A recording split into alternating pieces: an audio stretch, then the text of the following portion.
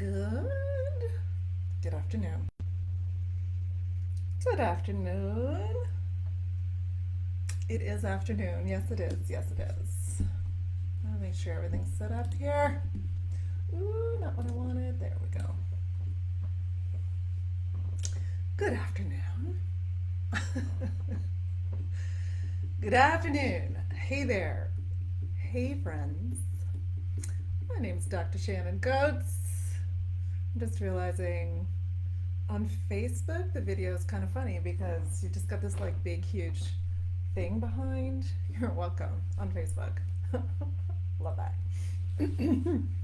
Anyway, have fun with that video. You're welcome. I'm super professional here. Super professional. Hey. So, yeah, Dr. Shannon Coates, and I am coming to you live. I forgot to pull up my land acknowledgement. Let me get my land acknowledgement up here just so I can have the information. I can say the thing I want to say. Yeah, I'm coming to you live from a little town north of Toronto. This is the traditional lands of the Haudenosaunee, the Anishinaabe, the Mississauga, and the Wendake Cio peoples. My pronouns are short they, them. You're welcome to use whatever feels good to you. Hey, I'm a singer. I am an educator, and I am a pedagogy maximizer. Pedagogy maximizer. Let's say that. Working primarily with independent voice teachers, lots of academic teachers too, but working with voice teachers and coaches. And I come on here live pretty regularly to talk about things that are pedagogy related and related to singing, of course. My next live office hour is actually going to talk about agility. I haven't talked about a sort of like technical, oh, cool, speech therapist, cool. And so I haven't talked about a sort of technical skill or what we're listening for, what we are working on. What's happening in a technical skill in a while. So yeah, we're going to talk about agility and how to just some thoughts on supporting singers to find greater agility. Not just Western classical singers, right? All of our contemporary, lots of our contemporary pop have runs, riffs, etc., and it is the same principle for both kinds. Both kinds of singing, same principles apply. So I'm going to talk about that. I think maybe even next week. Might even be next week. I don't know. Can't remember. Today's the 10th. Yeah, I think it might be the 17th that we talk about that. We'll see. I don't know. Can't remember. Join me at some point. At some point, just FYI, at some point, live office hours will only be available to the people who are in the VoicePad 101 library. What? I know, at some point. I know, the sadness and despair. Okay, my friends. Oh, hey, Liz Jackson Hearns. What are we talking about today? We're talking about one of my favorite voice pedagogy principles. I made up the principles. Because so I have a whole list of principles, pedagogy principles that I use when I'm working with voice teachers, and that help to, in the words of one teacher I was working with recently, yes, the VoicePad 101 library, it's coming. I know it's coming. So, in the words of a voice teacher I was working with recently, she said something like, these pedagogy principles just make it so easy to remember the things I want to do, right? They're just these little pithy principles, and when I'm working with voice teachers, it's easy to say, oh yeah, that's the thing that we're trying to do here, this one, and how will you know when you're doing that thing, and how blah, blah, blah. So this pedagogy principle, I think I've talked about before. I've talked about the 3-second rule or the 5-second rule. That's one of my pedagogy principles. I've talked about demonstrate over describe before. I think I've talked about mindful repetitions before. I've talked about a bunch of different ones. And so this one that I'm talking about today is um, uh, is something over explain. Why can't I remember the principle? Oh, explore. Yippers. Explore slash experience over explain. I see how they like they're so clever. Explore over explain. Oh, so clever. This is a principle that so here's what happens. Let's talk about the principle and let's talk about what it looks like, and let's talk about what we do that this principle applies to. So here's what often happens. We as voice teachers, we think, okay, I'm the expert in the room and this singer is working with me because they don't know something, they want to change something about their singing, and so I know something and I can then tell them what they need to change about their singing, and so that they can be the singer they want to be.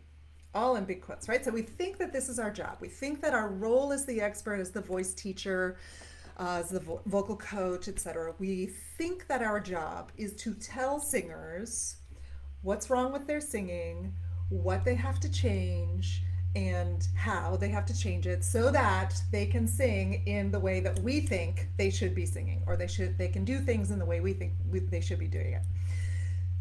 And that is an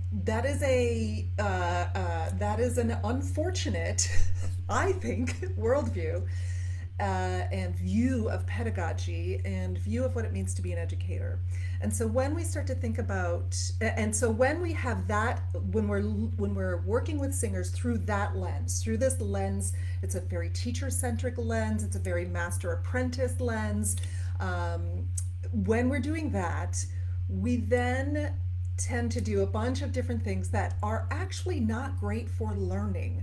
So these are a lot of different ways of being in the voice studio that are not great for supporting actual learning. And so one of the things that we tend to do then is we tend to explain principles or coordinations or the things that we want the singers to do. We tend to explain them in a bunch of different ways. So we might explain it this way. We might tell the singer what it will feel like before they do it, right? So we tell the singer, this is going to feel really hard. This is going to be really tricky. This one's really challenging. Oh, this is really high. Oh, this one's pretty low. This one's going to need a lot of energy. This one's going to need you're going to have to do this. This one will feel this way. Or we describe it, you might not like this one. You're probably going to hate this one, right? So we tell the singer in advance what they're going to experience. Wait a minute. So that's one of the things that we do when we explain rather than explore. Yeah, how does that even serve the singer, right? So we often tell the singer in advance what they're going to experience, right? What it's going to feel like. Sorry, so that's, or what they will experience in terms of this is going to be hard, this is going to be blah, blah, blah, this is going to be. Or we tell them what it will feel like. Okay, so this is going to feel like a big red balloon. This is going to feel like your abdomen gets larger and goes red. This is going to feel like you have, you have a fountain going up through your head. This is going to feel like, so see how I'm telling people what it will feel like, or what they're going to imagine, or what the actual, what the actual imagery will be that they will have as they're having the experience. Again, I'm telling them what they're going to experience, right? And the third way we tell people what they're going to experience is we tell them in a technical sense. So we tell them what their body is going to do, right? So we tell them in a sort of technical sense. So we say, you're going to, so the vocal folds are going to come together with a lot of, there's going to be a lot of real estate coming together on this note. And so you're going to have extra pressurization, which means that you're then, it's going to resist at the vocal fold level, which means you're going to have a little bit more, a higher closed quotient, and then you're going to have a more pressurized sound. So that's what's going to get you your mixed belt. And your mouth is going to open in this specific way so that you can get the shaping that you need for that belt. See how I explained? So those are three different ways of explaining to the singer what their experience is going to be before they even do the thing, right? Oh, yes, yes, yes. Julia. Oh, gosh, that is such a good point. I feel like as teachers, we sometimes say this as a protection mechanism. Like we need to protect the student from something they very much need to feel on their own. 100%. And Liz says, yes, and we offer up our own experience. Yes, that's the fourth way, where we go like, for me, this feels like a big red balloon, or maybe there's a phrase they're offering. Yes, yes, yes, yes, yes, yes. I love that, Liz. Yes, let's talk about that. So yes, that is the fourth thing that we often do is we insert our experience into it. Here's what works for me, and it feels like blah blah blah. Well, when I do this, this thing feels like blah blah blah, right? So, what are those four ways of telling singers what they're going to experience? First of all, we tell them about the challenges of what they're about to do. Like we tell them that it's going to be hard, or it's going to be easy, or it's going to feel weird, or it's going to be this, right? So we tell them what it is, how they will experience doing it, right? What they will think about it, whether it was hard or easy, etc. We tell them that. We tell them, sometimes we tell them what they're going to experience in terms of imagery. And then sometimes we give them very explicit and perhaps more accurate explanations of what will happen physiologically. We tell them what their body's going to do, essentially, what their body parts will do. And then sometimes we tell them what our experience is. So we totally insert ourselves in there as well, right? So not only are we telling them what they're going to experience, or maybe we're not telling them what they're going to experience, but we're suggesting that their experience will be the same as our experience. Yeah? In all four of those cases, we are telling them what they're going to experience before they're going to experience it. That's not great learning, my friends. It's not great learning. It's not a great way to support learning, I should say. And so the pedagogy principle, sorry, and let me also say, we do this like Julia said, we do this, I think, with really, again, the best of intentions, because we believe that our role is to tell the singer what to do and to make sure that they're doing it properly, or to make sure that they're doing the right thing, right? So, and we feel a lot of responsibility to the singer we're working with. We feel very responsible for their singing and for their growth and for their learning. Ouch, we feel responsible for their learning. Yes, yes, yes, yes, yes, yes, yes. Oh, Liz, come on. The protective thing is the thing about the protective thing that is so tricky to support singers through sometimes, because there is a skill set for us as teachers to support our students through challenges and failures. Exactly, quote, failures, without preemptively trying to assuage their discomfort. Yes, when the discomfort is actually in our own hearts, because we don't know how to keep a small disappointment on the part of our students from turning into a heavy emotional lift. Yes, it's so true. It's so true. Right? We are protective, often protective, again, from the best place in a sense, because we don't have the tools necessarily. We haven't been taught the tools. We don't have the tools to support learning through perhaps some failures. We may also have some internalized things around, like, if I sing it wrong, then I might hurt myself because someone told me that at some point. And so now we are very protective in that sense.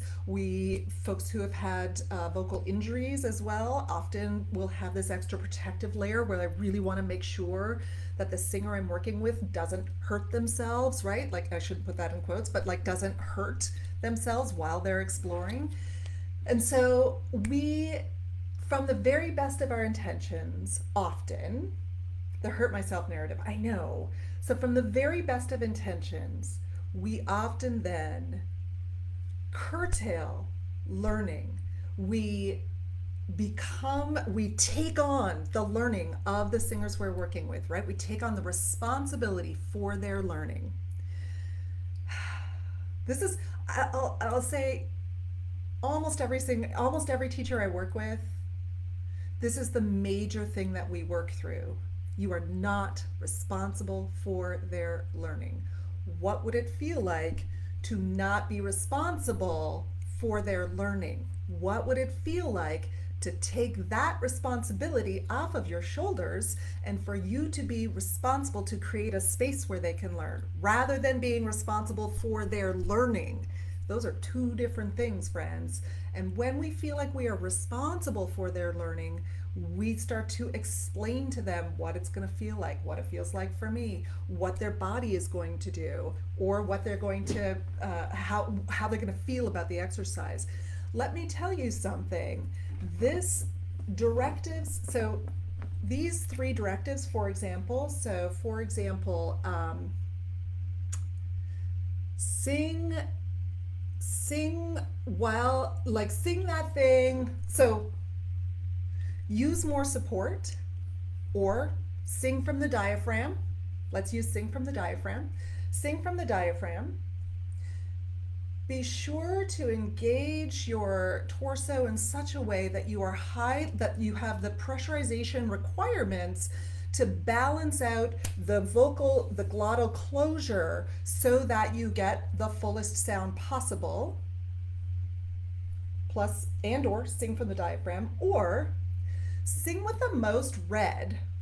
Make that sound super red. All three of those directives are, or it will sound super red. All three of those directives are equally not useful. Let me say that again. Sing from the diaphragm. Make sure that you are engaging your torso in such a way that you have the pressurization balance that you need so that the vocal folds can resist that pressurization and have full adduction so that you have the most potential for an intense sound as possible. Or make sure that you are having the most red sound possible when you're telling them that it's going to be a red sound rather than, right? Those three directives are equally unuseful for learning. You're right, you're welcome. Unuseful. Those three directives are equally unuseful. Equally not useful. Yes, the pressurization one, the one where I go into all the technical detail, may technically be the most accurate, if you will. Sure, that may be the least of the evils, if you will, maybe. But they're all equally unuseful, not useful in terms of learning, because I explained how to do it to you and I told you what you were going to have to do, what your muscles had to do, what you were going to experience, what it was going to feel like. I told you what the experience was before you had a chance to explore it for yourself. So I owned the learning and I tried to impose it on you. Yeah? Rather than, what do we want to do on the other side? Let me see. I also feel this type of communication can be so beneficial. So teen students who can be very self-conscious of their sound and bodies. Oh, teen students. Like, my body will not be feeling, yes! Yes! Well, yes! My body will not be feeling what a teen body is feeling. My body will not be feeling what anybody else's body feels. Nobody else's body. I do not know what your body is going to feel. I have absolutely no idea. Zero clue. Zero what your body is going to feel. None. And I have no idea, even if I understand technically and the anatomy and physiology side of things, even if I understand that really well, as I happen to, even if I understand that, and I give you a very, I tell you I tell you very accurately in terms of anatomy and physiology what will happen. Even then, I do not know how you're going to experience it. I have no idea how you're going to experience it. None. Zero. Use more appoggio. Use more breath support. Make sure your pressurization is level. Like all of those things, not useful. I'm still telling you what you're going to experience. Mm-hmm. So how do we want to switch that? How do we want to put the pedagogy principle in place? What we want to do is we want to support singers to have the experience first, then ask them questions about their experience. So we are eliciting feedback from them. We are drawing them to make observations. We are drawing them in such a way that they are making observations about what they experienced. And then we can tell what they experienced, and then we can build on that. So then we start to use the directives that they gave, or the feedback that they gave us, to create directives for further exploration. What this looks like is, what happens if? So we start to ask questions like, how would you experience? That's one that Liz Jackson Hearn said once, and I have never stopped using it. How would you experience X, Y, Z? We start to give directives that are based in either me demonstrating the sound and then you singing it back and now describing what happened. Yeah. We give directives perhaps that are toward sounds, like, why do we think that the hey exercise is so useful? We use that hey all the time to teach high belt. Why do we use the hey exercise all the time to teach high belt? Because I don't have to tell you what to do or what you're going to experience. All I have to do is say, call a taxi, pretend you're in New York and call a taxi, call a cab. Hey! I go, hey! And now all I have to do, because my body understands how to coordinate for that already. I already know what that means, right? My body already understands this coordination. And so now what do? Now I ask the singer to observe what happened to them when they did the hey. Okay. Hey! Awesome. What happened for you? Tell me where your mouth was. Tell me where your teeth were. Tell me what your hand did. Can your hand do even more like this? Tell me what color that was. Yes, they're innate. Yes, they are. They absolutely are. So we have these and also not only are they innate, but they're also, in some cases innate, but also these are all things that we have seen, we've seen it in a movie. We've seen we understand intuitively in many cases what that is, right? This is why the witch sound is really useful if we're working on a why? I know how to make a witch sound, right? Everybody intuitively coordinates toward yeah.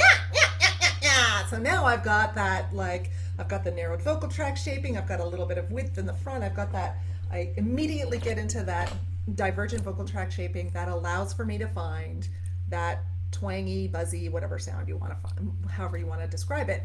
But I don't need to actually describe it to the singer, right? All I need to do is say, what does your witch sound like? Let's try this. And now you tell me what that feels like. How did you experience that? Observe what happened in your body. So these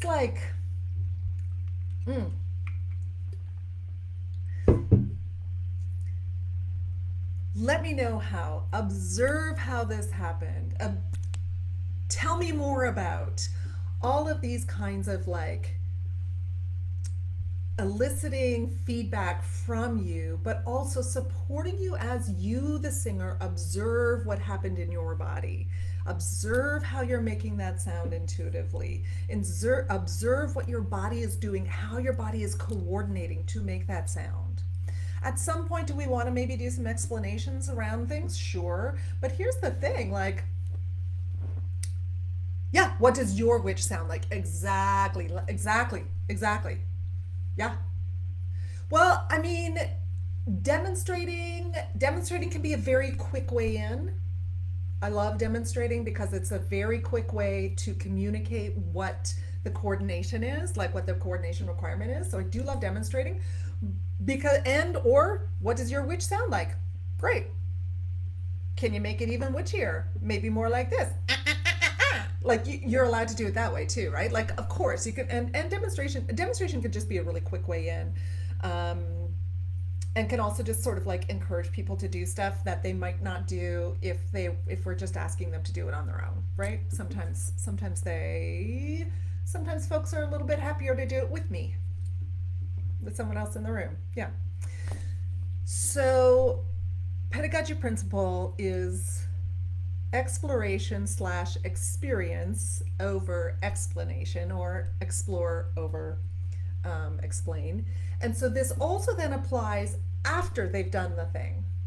So after they've done the thing, after we found this coordination, we figured out something that's like, oh, I figured out this coordination. After we've done the thing, often what will happen is, again, I feel responsible for your learning. So I am the voice teacher. I feel responsible for your learning.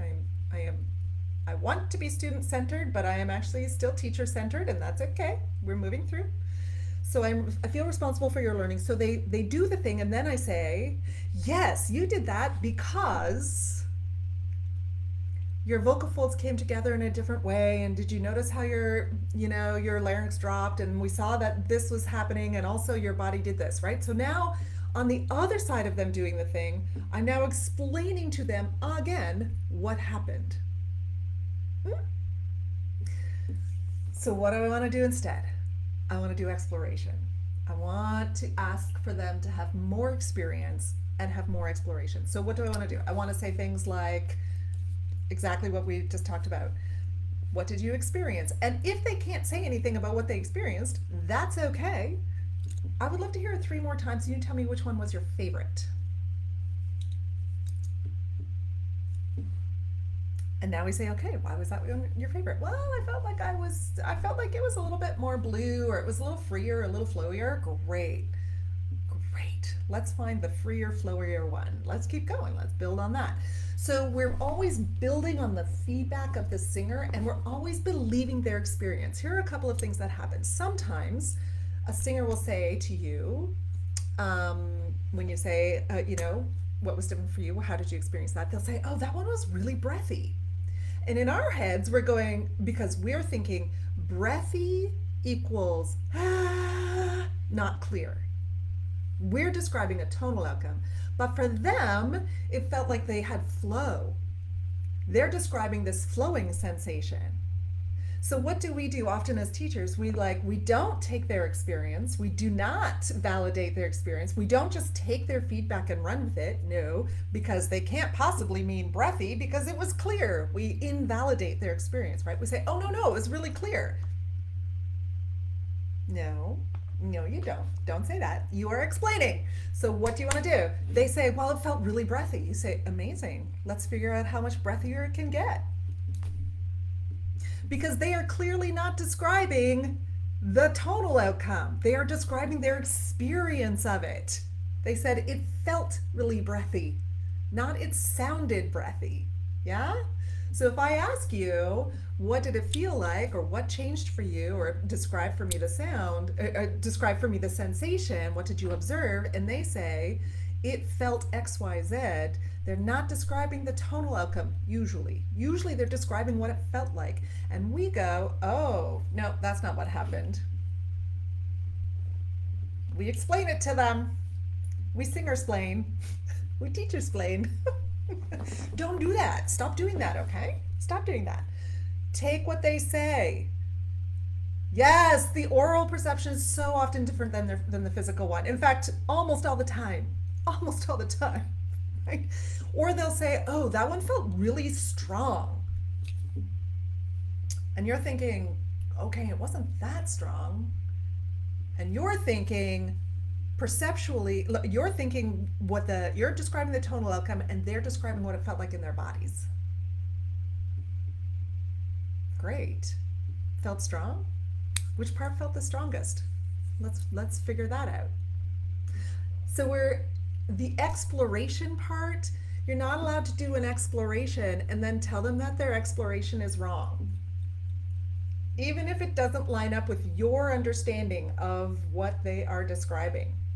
Because they're describing their experience, and it doesn't matter. It doesn't matter. They don't have to describe their experience in the way that you would describe their experience. Uh-huh. Uh-huh. And they don't have to experience it in the way that you experience it. A lot of times singers will say, yes, and we totally assume that they have a negative relationship with breathiness, right? And then we're like, yes, we don't understand their. So then we try to fix the problem, right? So this is always we always like try to fix it, right? So for example, a singer will say something like around breathiness, honestly, any kind of feedback that doesn't necessarily line up with our experience of it, that is an opportunity to validate. That is an opportunity to say we're exploring, and we don't have to have the same words. We don't have to use the same words. No. That's the opportunity. You are going to miss the opportunity for their learning, to support their learning, if you invalidate and say, oh no, that's not what's happening. If you explain what's actually happening. Yeah? The other thing that happens is when we explain what's actually happening, so when they say, oh yeah, that was much clearer, and we say, yes, that's because you took a better breath, and so then you had this better, like, you did this and you did that, and then this happened. Friends, 9 out of 10 times we're actually not telling them the truth about what happened physiologically anyway. 9 out of 10 times. 9 out of 10 times we are not telling them what actually happened physiologically anyway. 9 out of 10 times. I work with a lot of voice teachers. We assume stuff about other people's bodies and about physiological reality that is not physiological reality. Or we say things like, yeah, that's because this, and this happened. And in fact, that's only like 10% of what happened. 90% of the other things, it's like impossible to describe, because the full coordination that has to happen in order for that sound to happen is like 400,000 things at once, and it's impossible to actually explain what happened. So we get into this thing where we feel like the main thing that our job is to explain, make sure that they are learning. That's not them learning necessarily. Yeah, often that is a barrier to their learning. Also, if I explain to you what it's going to feel like, what it's going to sound like, how you're going to experience this sound, then you make the sound, and then I explain to you why you experienced it, I own all of that learning. They don't own any of that learning. Some, maybe a little bit, but they don't own any of that learning. And also, what happens? They have to come back to me every single week to figure out what to do next. They don't own the learning. If I explore it and I elicit feedback and I support you to figure out what's happening in your own body, eventually you don't have to ask me anymore about what has to happen. Oh yeah, thank you. Loving the scripts. So eventually they come back and they come into the lesson and they say, here's what I'm experiencing today, and I feel like if I lean into this a little bit more, I might get even more clarity. And I'm here saying, yes, that sounds great. Let's try it. Tell me which one was the most clear, or whatever it is. I recently read an article somewhere, somehow, read an article talking about, oh yeah. I really enjoyed Lynn Helding's article in the Journal of Singing, or column or whatever, the most recent Journal of Singing, talking about how at this point in the semester, where we're at the end of the semester and everybody's in performance mode, we are no longer in learning mode. And so she's talking about how stop teaching. And then there's a whole paragraph in there. I mean, I loved, like, I'm going to say like 75%, 80 even percent of the article. And then I would love there was a paragraph or two in there that I would love to go like 4 steps further, because something along the lines of, and then your job at this point is to use your expertise to, oh, you know what? I'm going to pull it up. Why not? I got it here. It's right here. I'm going to pull it up.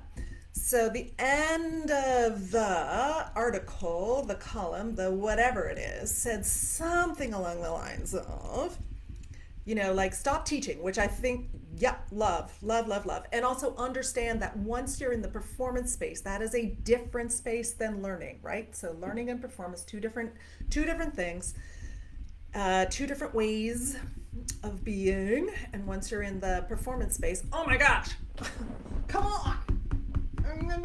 There it is. Okay, yeah, there it is. Oh, no, not quite, not quite. I'm just scrolling. It's fine. It's fine. Join me for this scintillating content. Oh. Right. So we say. Da, da, da, da, da.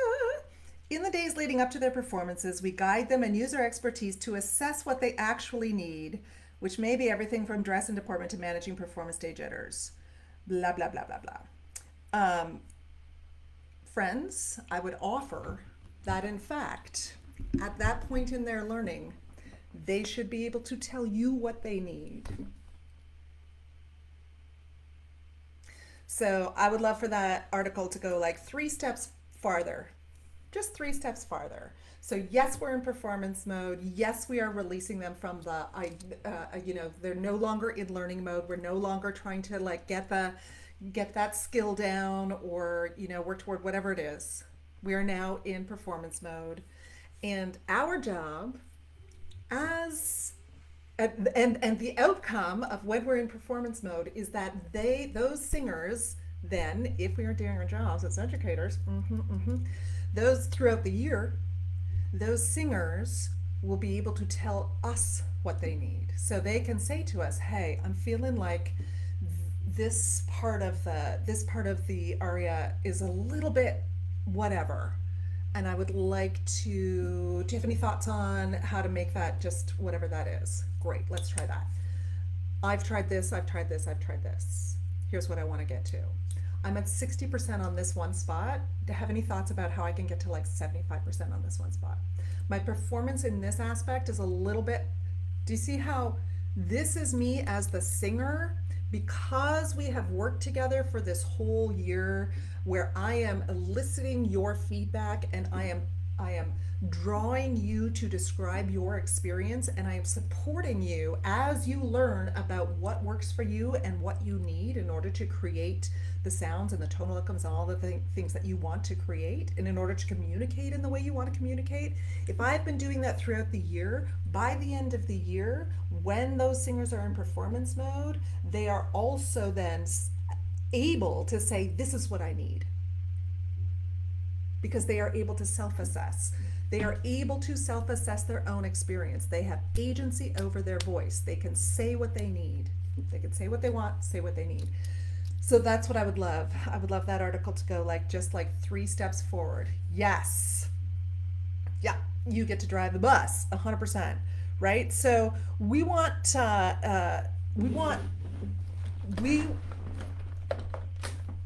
how do I know when I'm about to miss an opportunity to explore with a student? How can I tell that I'm about to miss an opportunity to ask a question such as, what would happen if? How did you experience that? What's the next step for you? What does your body want to do next? All of this. What do you observe? How do I know when I'm about to miss an opportunity for that?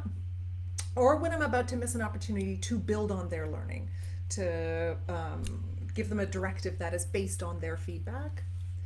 As soon as I say, that's because, as soon as I say, yes, yes, yes, yes, yes, that's the whole thing, right? The principals then support students to be their own teachers. Yes.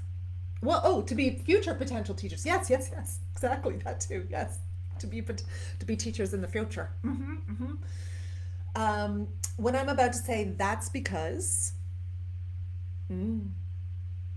So when a singer says, oh, that really worked that time. As soon as I'm about to say, well, that's because, I'm going to stop myself. I'm going to take that 3-second rule, give myself a hot second to process, give the singer a hot second to process. And then we'll say, what was different? Tell me what was different. How did you know it was different? What was better? What did you like more? What worked better for you this time? Not sure? Okay, sing it 3 more times and tell me which one you thought was the best. Yeah? So as soon as I'm about to say, that's because, if my brain is about to tell the singer what a body part has to do, that's an opportunity. I'm about to miss an opportunity to explore because I'm about to explain something, right? As soon as I start to tell the singer what should happen in their body, any body part, whatever body part, as soon as I start to tell the singer what should happen or what they're going to do, I'm about to miss an opportunity to explore. So as soon as I'm about to say, well, when you inhale, your diaphragm's going to move down, and your ribs are going to expand. You're going to feel this expansion in the bottom of your ribs, and your shoulders are going to stay still. Right? I just explained. I mean, this is pretty. That's not inaccurate. Necessarily, that's not inaccurate. It's not like I'm saying something wrong, if you will, or physiologically impossible, for example. However, I just missed an opportunity to explore. What would be a better way to create that directive? Breathe with me, just like I'm doing. Have your hands on your ribs. What do you feel? Amazing. Can your hands get farther apart when you inhale? Ooh, how much farther can your hands get apart when you inhale? How much farther can they go? Just breathe with me and let's see what happens. Let's see how much farther they can go. See how we just explored together rather than me telling you what to do? That's an opportunity. I am not responsible for your learning. I'm not responsible to tell you how to do the thing. I'm just going to give you the space to do it. I'm going to give you, and then I'm going to ask you the question like, how much farther were your hands? Ooh, terrific. And then what did it feel like inside when your hands were, show me with your hands what was happening. All right, let's just do some breathing and then your hands can do that. Your hands can pretend to be the breathing. Right? Anytime I am about to say, well, the thing that works really well for me, and or the thing that I'm experiencing, and or the thing that I love, as soon as I am centering my experience, ooh, I'm about to miss a really big opportunity to explore. Then all of a sudden I'm the center of the whole lesson now. Yay, because it's all about my experience, right? And I get it. I work with lots and lots of teachers who have never taught before, lots of beginning teachers. And this can be a fallback because I don't know what to do next. I have no idea what to do next. And all I have learned in my career, as I've taken voice lessons through my whole career, is that the teacher always knows what to do. And here I am in this situation where I have no idea what to do. I'm brand new to this and I have no idea what to do. But I'm the teacher, so I'm supposed to know what to do because that's all I've ever learned is that the teacher always is responsible for the learning. And so the teacher has to tell me what to do, but I don't know what to tell them to do. So what do? I go inside and I say, okay, here's what works for me. I guess I'll try that. Rather than trusting the singer in front of you and trusting the questions, trusting the exploration, rather than trust. As soon as you are about to tell them what they're going to experience in terms of what it's going to feel like, so as soon as the words, well, how can we help our students feel confident about their own findings and their exploration? We keep asking the questions, right? We keep asking the questions. So the students are not going to be confident about their own explorations. They're not going to come, very rarely are they going to come into voice lessons feeling confident about their own vocal exploration. Very rarely. Because either they've had lessons before where they've been told everything they've done they've been told what to do, and so they have no idea. No one's ever asked them before what it feels like. No one's ever asked them to actually describe their experience of the process. No one's ever asked them before. So they have no idea, right? Or they've been in, they've been in cultures, situations where they there's no like we don't connect to the body. There's no like I don't feel. What are you talking about, right? So there's it is very rare that singers are going to be able to, oh, that's fine. Not labeling. Yes, not labeling observations. It's good or bad. It helps them feel more confident. Not assigning a good or bad label to their observation, but a let's go deeper. Yes, absolutely. Always validating. So folks who are at first just like, I don't feel anything, great. I'm going to offer you some options, right? So that is the next thing is, well, let's sing it again. You tell me if anything changes in your tongue. Let's sing it again 3 times. Tell me which one had your favorite, which one felt the best. Doesn't even have to be like a description of what happened in the body. You can truly just say which one felt the best. Let's sing it 3 times. Which one did you like the most? You can start with those very, like, you're just seeding. And then you can offer options, right? And yeah, there's never a good or bad observation. There's always oh, that's fascinating. Let's try more. Always, always. And again, coming back to the, like, often singers will describe something as breathy, or sometimes they'll say it's uncomfortable. Is that something that you have to fix? No, no, it's not. It's uncomfortable. Oh, that's interesting. Which part was the most comfortable? Not I'm gonna fix it. We don't have to fix it. You don't have to fix it. You don't have to fix it. If it hurts, they're gonna stop. Yeah? If it hurts, they will stop. I hope. If they say it hurts, then you say, okay, what wouldn't hurt right now? Let's go for something that wouldn't hurt. What does your body want to do that doesn't hurt? Let's find the thing that's the most comfortable. When did it start hurting? When did it start getting uncomfortable? Which note was it was uncomfortable? Let's go to the note below that, or let's go to the note above that, or let's go to the vowel before that. Let's get the one that is the most comfortable then. So we're always validating those observations and always saying, that's super interesting, that's fascinating. Mm-hmm. And then building our feedback and our directives on their feedback. So as soon as I hear myself about to tell a singer what it is going to feel like, as soon as I hear myself about to describe the difficulty or what they're going to experience in the exercise or the coordination, oh, this is going to be really hard. Don't do that to singers. Don't do that to learners. This is going to be really hard.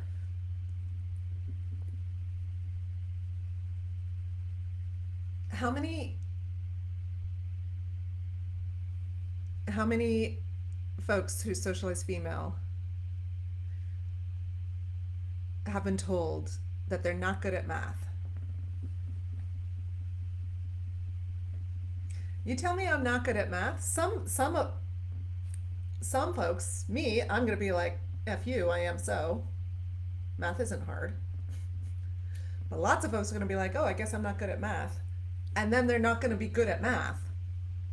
So as soon as I tell you this is gonna be really hard, or this is really tricky, or this one's, you're gonna run out of breath on this one, or watch out for that, I don't know, you're gonna go sharp. As soon as I tell you how you're gonna experience the thing, chances are you're gonna experience it in that way. So let's maybe not. Maybe don't tell them. Okay, as soon as I'm gonna tell you how you're gonna experience it, as soon as I'm explaining what's gonna happen with a body part or what a body part should do, as soon as I am explaining how it feels for me, I'm about to miss an opportunity to explore. And I'm about to explain a thing which will then be a barrier to them owning the learning. These are straight ahead pedagogy principles. This is just straight ahead pedagogy, right? But it's also brain science. This is also the way our brains work. This is just the way that brains work, but that's the reason that it's pedagogy as well, right? Like this is pedagogy. This is just straight up, we know that this is how we learn. Straight up, I know. Straight up information about how we learn. But also, when you start to, the more I learn about other modalities or ways into teaching, the more I'm like, oh yeah, that makes sense because pedagogy. This is just an educational principle. This is what we know from like education. Uh huh. Mm-hmm. Mm-hmm. Okay, that's enough of that. Pedagogy principle. I do one-on-one voice ped consults. I do have some spaces open for that. If you are interested in something like that, let me know. I do have some spaces in May, June, July, possibly even in August. So I do have some of that if you're looking for some voice ped consult kind of stuff. I do that. Um, and then the voice ped undegree, we start again in September. So starting to get ready for that. So keep your eyes peeled if you are interested in doing an intensive. It's long. It's like 10 months. What? It's long. It's good times, but we really get down and dirty with these principles, right? We really like we drill into these principles then. So yeah. Mm-hmm. Good times. Have a great day, great weekend. Keep that in mind. Am I about to explain a thing, and can I explore it instead? So the VoicePad degree, the VoicePad primer is in September and October, so it's a 2 month primer, 8 week essentially primer, which is a lot of anat and phys. And then we start the VoicePad undegree, so that's the teaching part of things, in November, and it goes till the end of June. It's coming. It's coming. Yeah. All right. Take care. Have a good weekend. Boop. Here we go. Oh, I should stop this over here too. Yeah. I should do that. Stopping. Have a great day.